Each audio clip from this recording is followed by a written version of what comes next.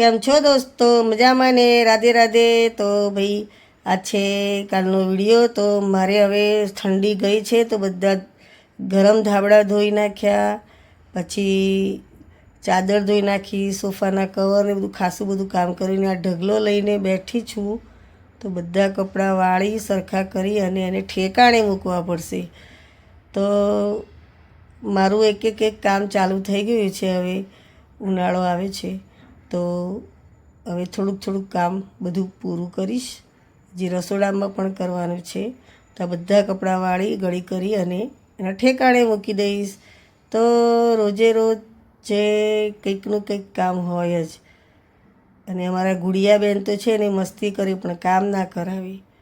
તો તમે લોકો જુઓ આ વિડીયો અને